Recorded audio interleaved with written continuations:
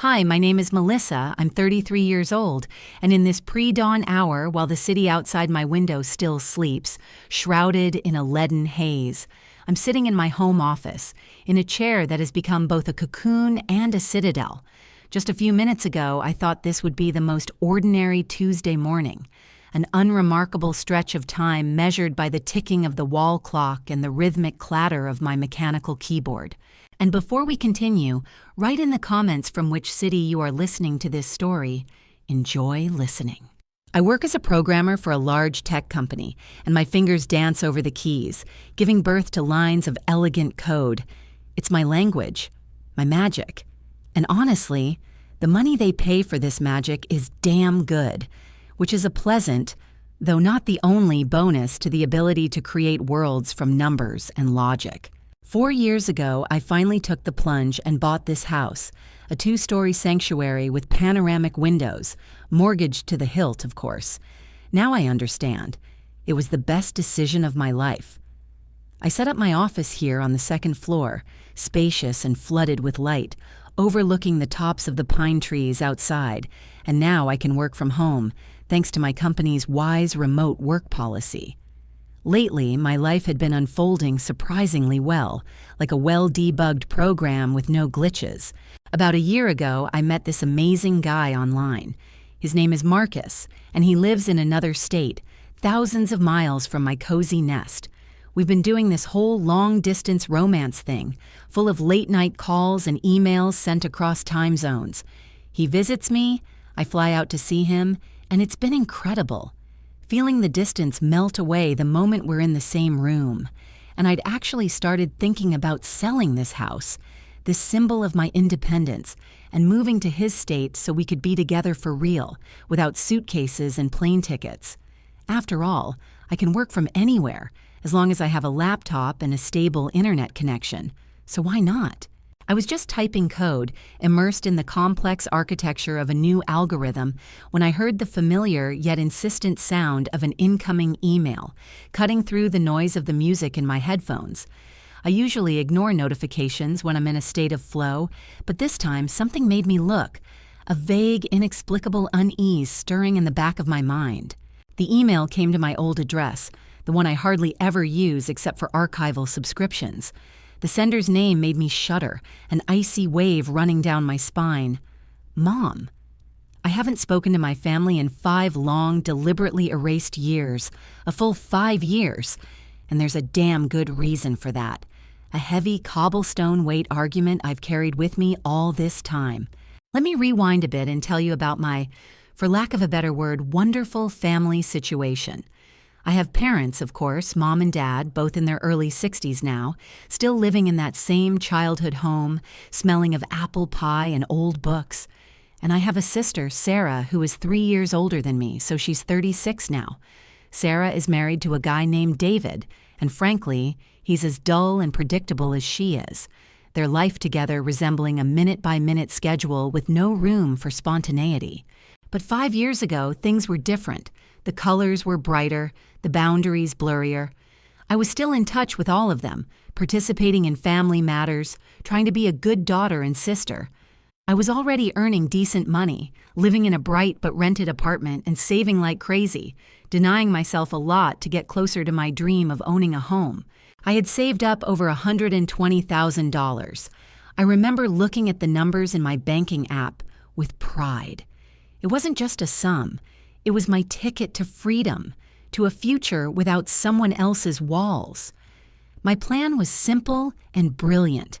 Make a large down payment so the monthly mortgage payments would be manageable, not turning life into a race for survival. Every Saturday I went to my parents' house for dinner. It was an unshakable, almost sacred tradition. And, believe it or not, I actually looked forward to those evenings back then, anticipating my mom's meatballs and my dad's stories. But then came that particular Saturday that divided my life into before and after. I walked into my parents' house, smelling a familiar comfort, and saw that Sarah and David were already there, sitting in the living room, talking excitedly with burning eyes to Mom and Dad. I greeted everyone, exchanging quick, dry kisses, and settled at the large dining table covered with an oilcloth tablecloth. At that very moment, Mom turned to me with a wide, beaming smile that boded no good and said, "Sarah is planning to start her own business, and we just know she's going to be a huge success." I automatically smiled back, straining my facial muscles, but inwardly thought with bitter irony, "Here we go again. You see, this was far from Sarah's first rodeo." She had tried to start a business twice before, first an eco-friendly cosmetics boutique, then a pet meal delivery service, and both times it ended in complete, resounding failure, leaving behind only a mountain of debt and disappointment. Both times, Mom and Dad had to bail her out, paying off loans from their far-from-bottomless savings.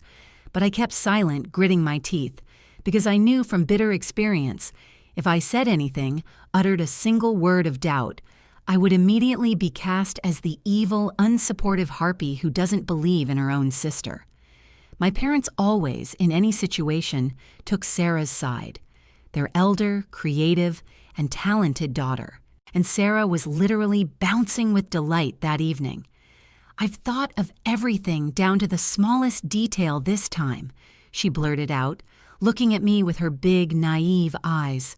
"Melissa, I have a detailed, point-by-point business plan, and I only need money for the initial startup to get things rolling." Then she and David turned to me, and a heavy silence fell over the room, broken only by the ticking of the grandfather clock. They looked at me with such tense, unnatural expectation on their faces, as if I weren't a sister and daughter, but a bank teller during rush hour. Their gazes, fixed on me, became physically palpable, like taut threads ready to snap. "Why are you all looking at me like that?" I asked, and my own voice sounded muffled and alien, lost in the spacious living room. Sarah's voice, when she spoke, became sweet and deliberately velvety, nauseatingly familiar from past scenes, manipulative to the point of virtuosity. "Well, I know you've been saving for a house," she began, drawing out her words, "and I know you have about $120,000 in your account." My blood ran cold, turning to ice shards. This sanctuary of my hopes, my secret, laid bare and cheapened by the exposure. "I am not investing the money I saved for a house into your next business venture, Sarah," I said clearly, enunciating every word, feeling my fists clench under the table. She immediately went on the defensive, her saccharine mask replaced by a sulky grimace, and she began fervently insisting, trying to convince herself that this time everything was thought through to the smallest detail, that all risks were calculated. "What if she gives you the money, and in a couple of years, she doubles your investment and pays you back $240,000? David chimed in, looking at me as if I were a foolish child who didn't understand a good deal. I laughed. I couldn't help it. It was a bitter, nervous, broken laugh, containing all the bitterness of past years. "Sarah, you've already failed at business twice," I said when the laughter subsided. "Maybe it's time to stop these ventures and finally find a steady job, like normal people?" That's when all hell broke loose. Sarah turned crimson, her face contorted with rage and humiliation. She started crying loudly for the whole room to hear, theatrically, hysterically, and covering her face with her hands, ran out of the house. David, throwing a hateful look my way, called me a complete idiot and went after her, slamming the door loudly. And there I was, alone with Mom and Dad, in the suddenly descended silence, naively thinking that maybe now, after this disgusting scene, they would finally see reason and recognize the truth. But no. They immediately, like two enraged crows, descended upon me, their words a hail of reproaches, cruel, heartless, selfish, greedy. "I was just telling the truth," I tried to shout over their angry voices. "If she starts another business, she'll just dig herself into more debt, and you along with her." But Mom didn't want to hear it, refused to tolerate it. "Sarah is more talented than you, Melissa," she shouted, and those words cut deeper than any knife. "You're just jealous of her courage and her future success." Then Dad, who'd been silent until then, delivered an ultimatum. His face was stony. You give Sarah that $120,000, or we cut you out of this family completely. Your choice."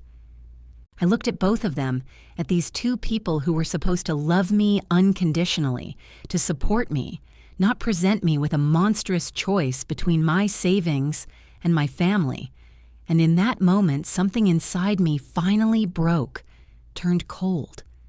"I am not giving her my money," I said quietly, but very clearly. They kicked me out, their own daughter. They essentially told me to leave and never come back. I walked out into the street, into the gathering dusk, and the cold air burned my lungs. The next day, I changed my phone number and deleted all my old social media accounts. I made sure none of them could contact me, so their voices, their reproaches, could no longer reach me. A year later, as planned, I bought this house, my fortress. And for 5 years now, I've lived without them, in the silence and peace I built for myself.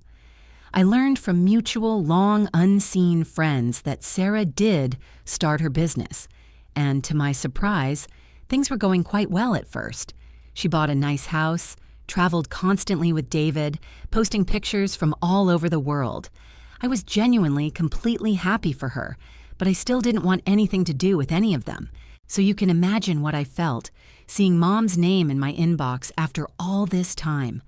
My hands were literally shaking as I opened the email, my fingers sliding over the keys. "Melissa, we need to see you urgently. It's a matter of life and death. Please come home." My first instantaneous impulse, my thought, was that someone was dying. Dad, Mom. No matter how angry or hurt I was, I'm not a heartless monster.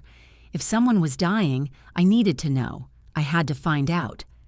I realized they had probably used my old email address because they had no other way to contact me. All other channels were completely blocked.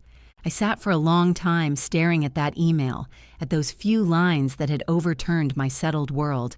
A part of me, hardened and tired, desperately wanted to just delete it and pretend I hadn't seen it, to continue with my life. But what if Dad had a heart attack? What if Mom was diagnosed with cancer? I would never forgive myself if something happened and I didn't at least find out what was going on, didn't try to help. So gritting my teeth and suppressing the lump in my throat, I replied briefly and to the point, with no return address or extra words, "I'll stop by this Saturday." Saturday morning arrived too quickly, as if time, usually sluggish, had decided to play a trick on me. I had barely slept all night, tossing and turning, replaying all possible, the most terrible and the most absurd scenarios in my head, like a broken record. I drove to my parents' house, my heart constricting, squeezed in a vice of old but living pain. It felt strange and surreal to be back in this neighborhood, breathing this air, after 5 years of voluntary exile. Time seemed to have compressed space. The familiar streets seemed narrower, the houses smaller and more worn than in my memories, as if the glossy veneer had peeled off, revealing a dreary reality. Pulling up to their house, I noticed 2 cars already parked at the curb, Sarah's bright red Porsche and David's jet black Mercedes. Both looked brand new, freshly washed and damn expensive, screaming of a prosperity that, I now realized, was just a facade. Great. So it wouldn't just be me and my parents. Sarah and David were here too, and this meeting was turning into a full-blown family council, which made my insides grow cold. I sat in the car with the engine off for another minute, maybe 2, trying to gather my courage, to take a deep breath, but the air seemed not to reach my lungs. Whatever this was, it clearly concerned the whole family, and my role in this play, judging by past experience, was predetermined. I finally got out and slowly walked to the front door, the very one I had been thrown out of, and knocked, feeling my hand tremble. Mom opened almost immediately, as if she had been waiting behind the door, and for a second we just silently looked at each other, separated by the threshold and years of silence. She looked noticeably older, tired, thinner. Deep, new wrinkles, etched by worry, were carved around her eyes, once as radiant as mine. "Melissa," she exhaled in a trembling, breaking voice, "thank you for coming." I silently nodded and followed her into the living room, this museum of my childhood and youth memories, which now had an oppressive atmosphere. And there they all were. Dad sat in his usual time-worn leather armchair with a grim, detached look, staring into space. Sarah sat on the sofa next to David, pressed into his shoulder, and looked as if she had just stopped crying, or was still crying inside. Her eyes were red, swollen, her eyelids heavy. Strangest of all, despite everything, despite our entire history, at that moment when I entered, they all looked genuinely, painfully glad to see me, but their joy was drowned in a sea of obvious, deep concern. "All right," I said, stopping in the middle of the room. "I'll stand." I didn't want to get too comfortable, to sit on the sofa as if I belonged, as if I were back. I wasn't back. I was here to find out. "What's going on? Your letter said it was a matter of life and death." Mom sat on the edge of the sofa and immediately, silently, started crying, covering her face with her hands. "It's about Sarah," she whispered through her fingers. "She's in serious trouble." I shifted my gaze to my sister. She stubbornly looked down at her lap, not even trying to meet my eyes. David held her hand tightly, and he, always so self-assured, looked frightened and aged. "What kind of trouble?" I asked, and my voice sounded cold and detached. Dad cleared his throat, drawing attention. "Her business went bankrupt 3 months ago," he said hoarsely. "She owes the bank a lot of money, and they took her house." I felt a strange, bitter, and conflicting mix of sadness and vindication. I genuinely felt sorry for Sarah, because losing a home is terrible. I knew that better than anyone. But deep down, involuntarily, a worm of thought stirred. "I told you so." But I kept it to myself, locked away. "I'm sorry to hear that," I said, choosing my words. "But what does this have to do with me?" Mom wiped her eyes with the edge of a handkerchief. "That's not all," she sobbed. "Even after losing the house, she still owes money, very big money, to very dangerous people." Sarah finally spoke, her voice a barely audible, broken whisper. $150,000. "Who do you owe $150,000 to?" I asked, and an icy emptiness began to fill me from within. David answered for her, not letting go of her hand. "Private investors. They're not the kind of people who accept 'I'll pay you later' as an answer." Sarah started crying again, quietly and hopelessly. "They call, they send letters. They threaten," she breathed. "They know where we're living now, the apartment we're renting. They know our habits, our roots. We're scared, Melissa. We're desperate." I felt sorry for them. I truly did. Sorry for this broken, frightened woman who was my sister and her frightened husband, but I still didn't understand why I was there, what role I was meant to play in this horror show. "That's terrible," I repeated, and a steely note entered my voice.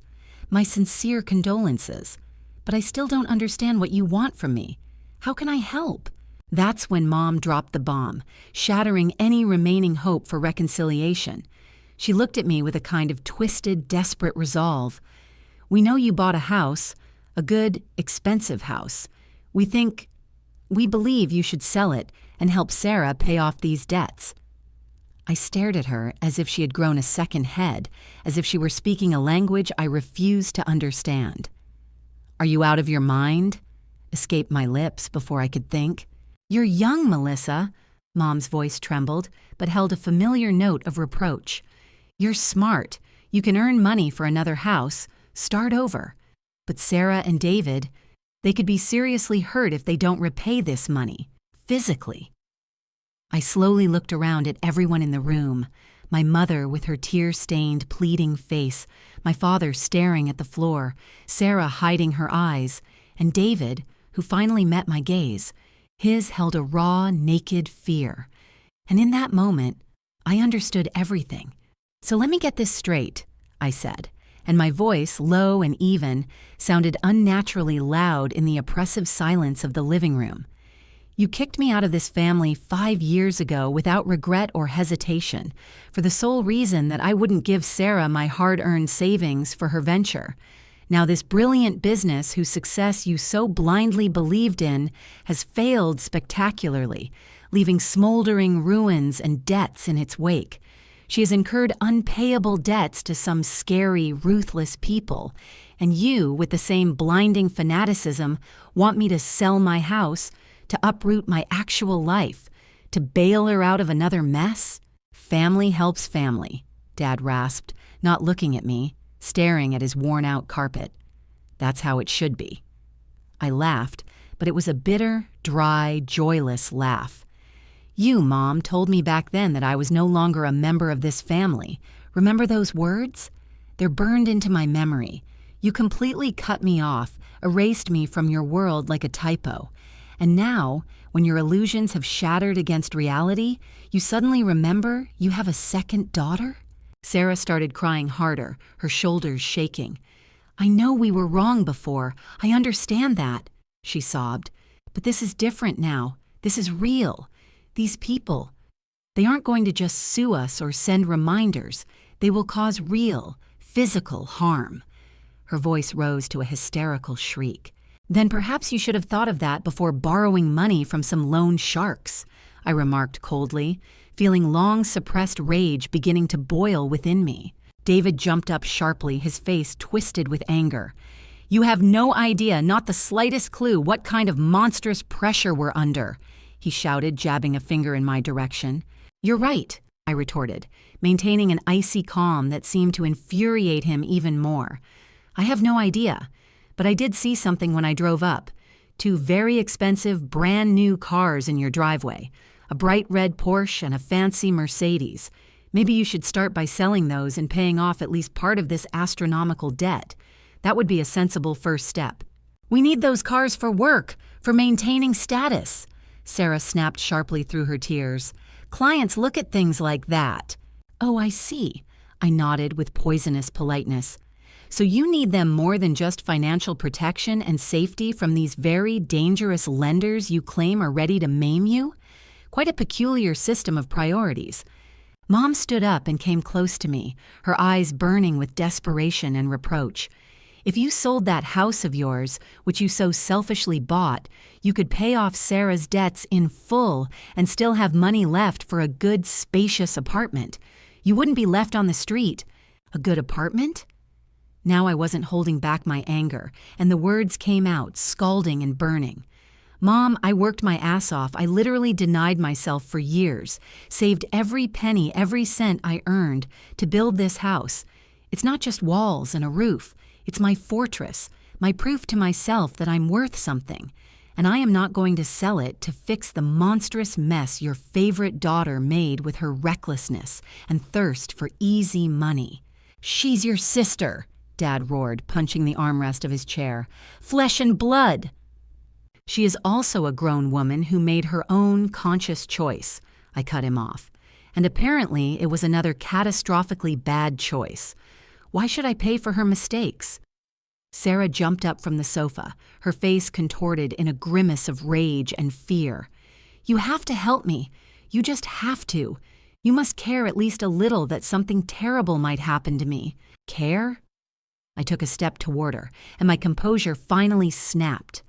Where was all this lofty family loyalty, all this caring 5 years ago when you all in unison told me to get the hell out of your lives and never come back? Where was it then, huh? That was different, Mom shrieked, wringing her hands.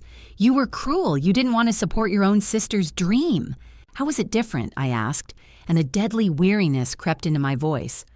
Back then I didn't want to help her with money, and now I don't want to help her solve the financial problems she got herself into. The principle is the same. It's just that back then you weren't facing physical retribution, and now you are. And that's somehow supposed to matter to me. For a minute, a tomb-like silence fell over the room, tense and ringing. They all looked at me, Mom, Dad, Sarah, David, and their gazes held one thing: confusion, fear, but above all, reproach. I was the villain in this play. I was the monster refusing to throw my life under the wheels of their recklessness. I won't do it, I said quietly, but making sure every word was heard. Sarah got herself into this situation with her own hands, and she must, get herself out of it. If you, Mom, want to help her so badly, nothing is stopping you from selling this house, your only home, and giving her all the money. I won't stop you."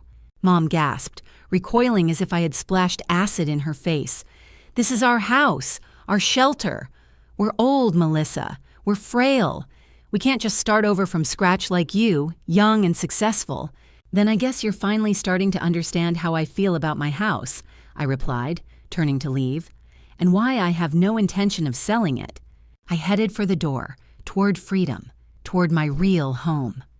"You're making a huge, monstrous mistake," Sarah shouted after me, and her voice held no more tears, but pure, undiluted malice. "These people, they don't joke. They don't waste time. They'll find you too." I turned on the threshold and looked at her, at this whole family gathered for the last time. "Me neither, Sarah. I don't waste my time either." And I left them there, in their suffocating little world of fears, debts, and mutual accusations. I walked out, got in my car, and drove home, to my fortress, my salvation. As soon as I crossed the threshold, the first thing I did was block my mom's email address and all the others from which any message might come. I was sick of their perpetual drama, their circus, where I was always either a spectator or a scapegoat. For about a week after that, there was a truly blissful, profound silence in my life. I heard nothing, no calls, no letters from any of them. I began to allow myself to think that maybe they had finally, after 5 years of real and 1 week of conditional silence, grasped the simple truth. I was not their family ATM, not a life raft for the wreck of their ambitions. Marcus called me every day during that week, and I, cozily settled in my armchair with a cup of tea, told him in detail about everything that had happened in that house. He listened attentively, without interrupting, and his calm, confident voice on the other side of the ocean was the best balm for my wounded soul. He was incredibly supportive and understanding. "You did absolutely the right thing, Melissa," he said again and again, and there wasn't a shadow of doubt in his words. "They can't just appear out of nowhere after 5 years of complete silence and demand that you solve their problems, especially at the cost of destroying your own life. It's your house, your fortress, and you protected it. I'm proud of you." In fact, after that frank, albeit bitter conversation with Marcus, I was deeply, unconditionally content with my decision. It wasn't easy, but it was right, hard-won, and an unusual but much-desired clarity settled in my soul. Of course, somewhere deep down, at the very bottom, a spark of regret flickered that Sarah, my own sister, misguided as she was, had gotten into such serious trouble. But I realized, finally and irrevocably, it wasn't my fault, and it certainly wasn't my responsibility to pay for her fatal mistakes. I, after all, needed to worry about my own life, my own well-being and peace of mind, which I had built with such difficulty. Then came that Tuesday morning, gray and unremarkable. I was making coffee in the kitchen, inhaling its bitter, invigorating aroma and enjoying the silence, when I heard a car door slam outside with unusual sharpness. A vague unease flashed. The mailman came earlier, and the neighbors weren't that noisy. I automatically looked out the window over the sink and nearly dropped the heavy ceramic mug. Walking up my own paved driveway, slowly and resolutely, were 2 people, Mom and Dad. My vision darkened with shock. How the hell did they find my address? I had never, under any circumstances, given it to them. This house was my fortress, my secret refuge. Frightened, stunned by their brazen intrusion, I yanked the front door open before they could raise a hand to knock. Anger, hot and swift, boiled up inside me. "What are you doing here?" My voice sounded harsh and unfamiliar. "How did you even get my address?" Mom, meeting my gaze, looked strange. Not embarrassed, but almost proud of herself, of her achievement. "Sarah hired a private investigator," she declared, as if it were the most natural thing in the world. "We needed to talk to you in person, since you blocked my email. These are extreme measures." A private investigator? I couldn't believe it, feeling the ground slip from under my feet. Are you serious right now? This is bordering on real insanity. Meanwhile, Dad, without a word, was coldly and appraisingly eyeing my house, the facade, the front garden.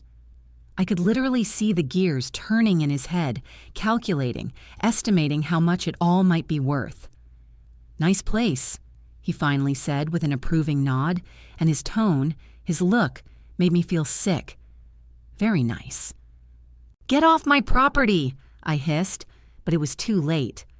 Mom, taking advantage of my momentary confusion, decisively pushed past me with her shoulder and entered my house, my sanctuary, with an air as if this place were her lawful property. Dad, without hesitation, followed her. I was so shocked, so stunned by their unprecedented audacity that for a few seconds I just stood there, frozen, unable to move. "Don't get comfortable," I burst out when I came to my senses. "You are not staying. I did not invite you." But they weren't listening anymore. Mom was pacing my living room, her eyes greedily taking in the details, her fingers reaching for things, touching knickknacks on the shelves, assessing the furniture. "If you sold this house," she started again, as if there hadn't been 5 years of separation, "you could easily pay off Sarah's debt and still have plenty left to buy something smaller, maybe a nice apartment." "I already told you I'm not selling my house," I repeated through gritted teeth, feeling my fists clench. "Never." "But look at all this space," Dad chimed in, spreading his arms as if demonstrating an irrefutable argument. "Only you live here. You don't need all this room. It's impractical." "What I need or don't need is none of your business," I cut him off. "This isn't about practicality." Mom turned to me again, and tears were already welling in her eyes, a familiar weapon. "Sarah is very frightened, Melissa," she whispered in a trembling voice. "These people, they called her late last night. They know where she and David are staying now, which rented apartment. They said if they don't get their money by the end of the month, then something very bad will happen. You have to understand." "Then perhaps Sarah should go to the police, not throw money at private investigators to track down her sister," I countered coldly. "That's the logical step." "The police can't do anything," Dad barked, and desperation crept into his voice. "These aren't the kind of people who care about restraining orders or statutes. You can't reason with them." I felt a wave of frustration and weariness with this endless cyclical drama rising within me. "But that is no longer my problem," I said, emphasizing each word. "Both of you need to leave. Right now." "We're not leaving until you agree to help your sister," Mom declared, crossing her arms over her chest in a pose of ultimatum. "We are your parents, and we demand it." "Then I will call the police," I replied with icy calm, "and this time it will be for actual trespassing." I took my phone out of my pocket and started dialing the emergency number. Dad stepped sharply toward me and grabbed my arm, his fingers digging into my wrist. "Don't be stupid, girl. Drop it." "Let go of me." I jerked away sharply and shook off his hand. "I will call them right now if you don't get out of my house immediately." They finally understood I wasn't bluffing, that their old methods no longer worked. Mom cried even harder, but now they were tears of powerless rage. "Fine, Melissa," she exhaled, heading for the exit. "But this isn't over. If something happens to Sarah, it will be on your conscience. Remember that. And if something happens to my financial security and peace of mind because I bail her out of her mistakes, that will be on my conscience too," I retorted, not looking away. "Seems fairer that way, at least in my reality. Only the one who messed up should face the consequences." Dad, already over the threshold, turned and pointed a trembling finger at me. "You'll regret this," he hissed. "Family should stick together. It's sacred. You betrayed your own blood. You didn't think about that 5 years ago when you kicked me out," I threw at his back. "Your family values only seem to surface when money is needed." They finally left, slamming the door heavily. But before getting in the car, Dad turned and threw an indefinite but ominous threat my way, shouting that I would have to face the consequences for abandoning my family in their time of need. I closed the door, turned the key, and leaned against the door jamb, feeling my knees shake. The silence in the house was mine again, but now it rang with the echo of their poisonous words. I locked the door behind them with both locks, turning the key all the way, as if trying to lock out not just the door, but the storm of emotions raging inside. My heart was pounding, echoing in my ears with an obsessive, anxious rhythm. Without further thought, almost on autopilot, I grabbed the phone and dialed the number of the realtor I had spoken to a couple of weeks ago, cautiously testing the waters about a possible sale in light of my planned move to Marcus. "Hi, it's Melissa," my voice sounded, and I was surprised by its firmness. "Remember we talked about putting my house on the market? Well, I need to sell it as quickly as possible. I'm willing to offer a 5% discount if that helps move things along." There was a short pause on the other end, then an interested sigh. "Well, you've picked an interesting time. There's actually a buyer who's been looking in your neighborhood. With that discount, I think he'll be very interested. Let me make a few calls." 3 days later, he called me back with a concrete offer. The price was a bit lower than I had initially hoped, but I understood it was a fair price for speed and my own haste. Without a moment's hesitation, I agreed immediately. Money had ceased to be the main priority. The main thing was to gain freedom. Marcus was genuinely puzzled when I told him the news. I had to explain. "My parents came to my house, Marcus," I said, and my voice trembled. "I don't trust them. I feel like they won't stop. They'll harass me, and I'm afraid they might do something completely insane. I'd rather sell the house and hide the money somewhere safe where they can't get to it." He was silent, thinking over my words. "I suppose that's sensible," he said slowly, "and honestly, it means you can move in with me much sooner than we planned." Those words made me smile for the first time in several long, tense days. "You don't mind if I stay with you while I look for a new house in your area?" I asked timidly. "Are you kidding?" he laughed. "I was only hoping you'd move here. This just speeds up our plans." The deal went through surprisingly quickly and smoothly. Within a week, all the necessary papers were signed, and the house changed ownership. Marcus came to help me pack, and his presence, his calm strength, was the anchor that kept me from drowning in sadness and regret. It felt incredibly good not to deal with all that stress alone. The day we were loading the last boxes into the rented truck, I paused for a moment and turned to take a final look at the house. I had been happy within these walls. I had put so much work, so many hopes into it. But at that moment, I felt no regret, only relief. Marcus and I were starting a new chapter, and my family could no longer use my house as leverage, as a trump card in their sick game. "You okay?" Marcus asked softly, putting his arm around my shoulders. "Yes," I exhaled, and it was true. "I'm fine, let's get out of here." We drove off together, and as my hometown receded behind us, I felt an enormous, unbearable weight lift from my shoulders. Whatever happened now with Sarah and her debt problems, it would no longer touch me or my money. I was free from their suffocating drama for good. Life with Marcus was amazing.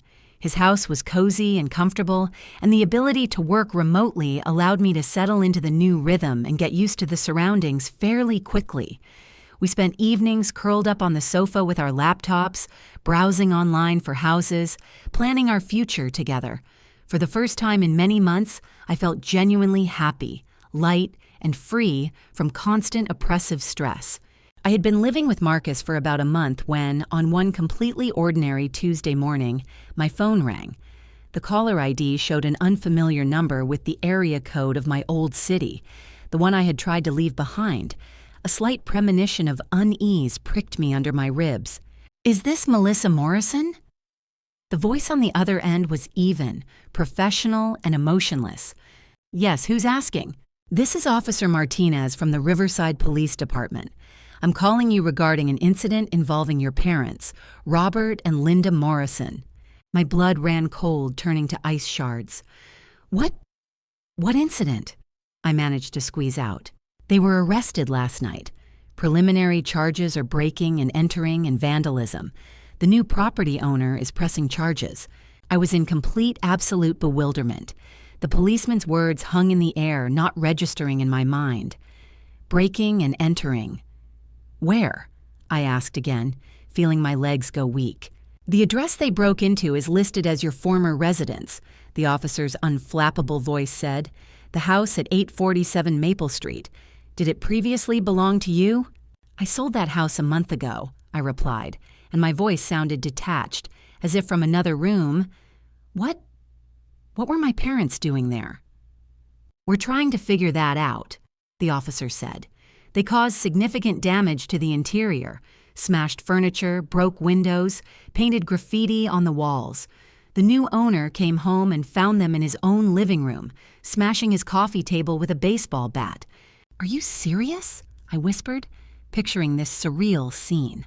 Very serious, the officer confirmed. Preliminary damage estimate is around $40,000.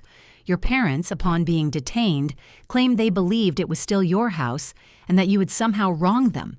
They said they were getting revenge on you. I sank heavily onto the sofa in Marcus's living room, the springs groaning. The world swam before my eyes. Officer, I need to tell you something, I began, feeling a lump rise in my throat. My parents have been harassing me for weeks. They demanded I sell the house and give them the money. I refused, and they made threats. What kind of threats specifically? Came the immediate question. And I told him everything. About Sarah's debts, their brazen visit, how they barged into my house uninvited, the whole 5-year family drama turned inside out. Officer Martinez listened patiently, and I could hear his pen scratching as he took notes. So they didn't know you had sold the house, he summarized. Obviously not. Presumably they went there with the intent to trash it, thinking they were destroying your property in retaliation for your refusal. That's exactly what it looks like, I agreed quietly. But the problem is, they destroyed someone else's property instead. The new owner is, understandably, extremely upset, the officer reported. He's filing claims with his insurance, but he insists your parents be held fully accountable under the law. I don't blame him, I admitted honestly, feeling a strange mix of shame and relief. I absolutely don't blame him. Hanging up, I relayed the entire insane conversation to Marcus. He was as shocked as I was, his face drawn. That's insane, Melissa, he said, shaking his head. They could have been shot on the spot. What if the new owner had been home and was armed? Are they even thinking? I hadn't even thought of that. The idea that my parents could have been killed over their stupid, blind vendetta against me made me shudder. This was no longer just a family squabble. It had turned into something with potentially fatal consequences. Over the next few weeks, I got bits of news from the police, from mutual, longtime friends back in my hometown. Mom and Dad faced serious charges, but in the end, their lawyer managed to broker a plea deal. They pleaded guilty in exchange for no jail time. However, as a condition, they were required to pay full restitution to the homeowner. $40,000 for property damage, plus court costs and various legal fees. The total came to almost $60,000.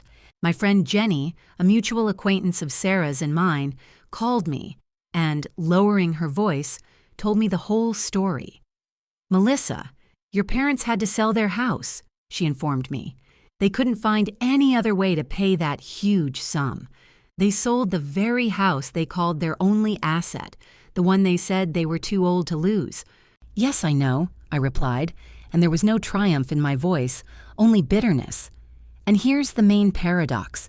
After paying everything they owed to the new owner of my old house, they gave the remaining money to Sarah to solve her debt problems. I couldn't believe it.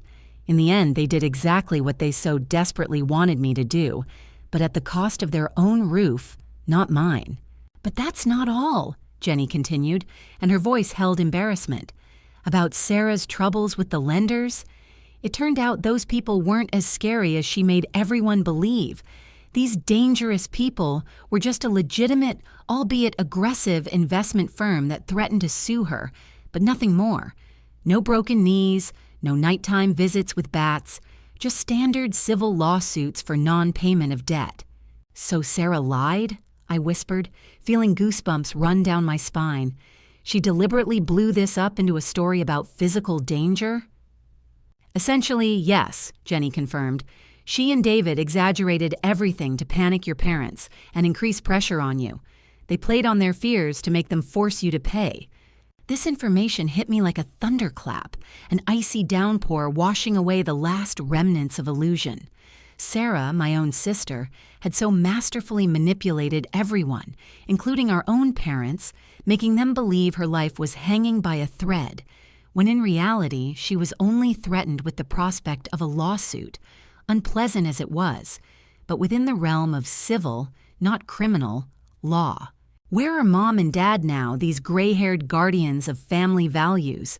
They are living out their days in a cramped, shabby two-bedroom apartment they rent together with Sarah and David, all four of them crammed within those walls like shipwreck survivors on a tiny raft, and, according to rumors reaching me through mutual acquaintances, things are going very badly for them, and the atmosphere is saturated with quarrels and mutual recriminations.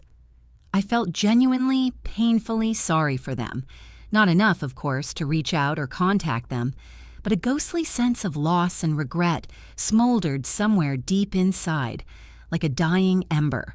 A few months passed, filled with silence and new concerns, and I learned that my so-called family was trying to contact me again, using old friends as intermediaries.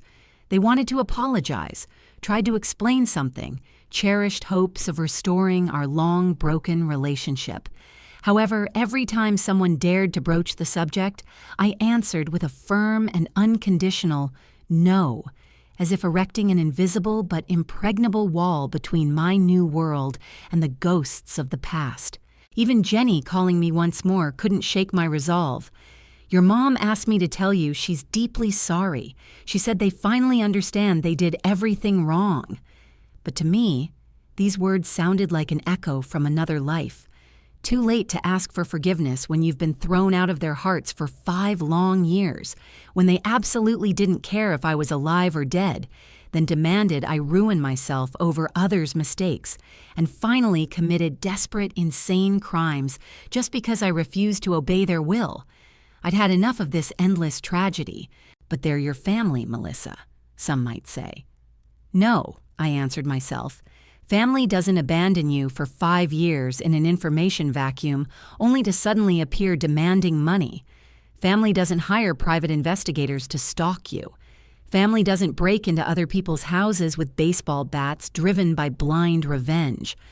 Marcus, sitting nearby, heard my side of the conversation, and when I hung up, he gently took my hand, asking with concern in his voice, "Are you okay?"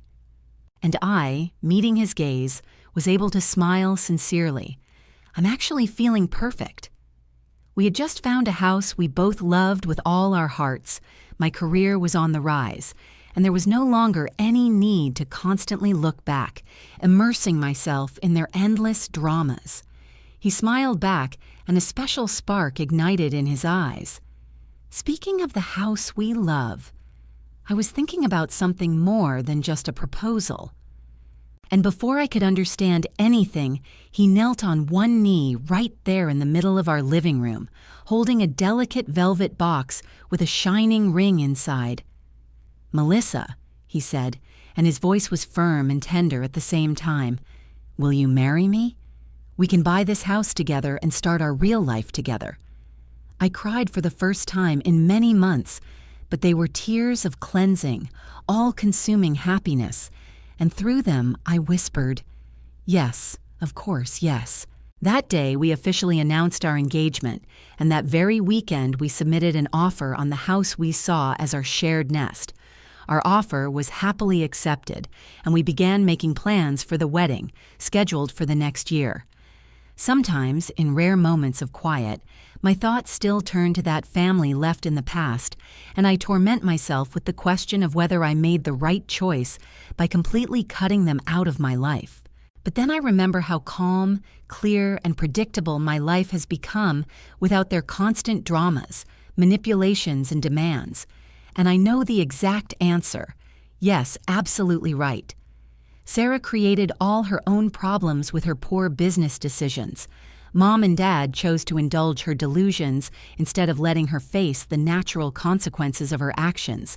and all of them, as one, decided to pursue me instead of dealing with their own demons. They chose to break the law when I refused to submit to their will, and I chose something else. I chose to build a life with a person who loves and supports me without conditions or ultimatums. I chose to protect my financial well-being and peace of mind as the highest value. I chose to surround myself with people who don't try to manipulate or threaten me. And looking back on the path traveled, I am sure I made the best of all possible choices. Now Marcus and I are immersed in wedding plans, dreaming about the future, and even thinking about having children someday. My career continues to develop rapidly, and I even received a well-deserved promotion. I am happy, truly, deeply, and sincerely happy, and none of this splendor would exist if I had allowed my former family to drag me back into their chaos and confusion. So no, I don't regret for a second, not for a moment, that I closed the door on them for good.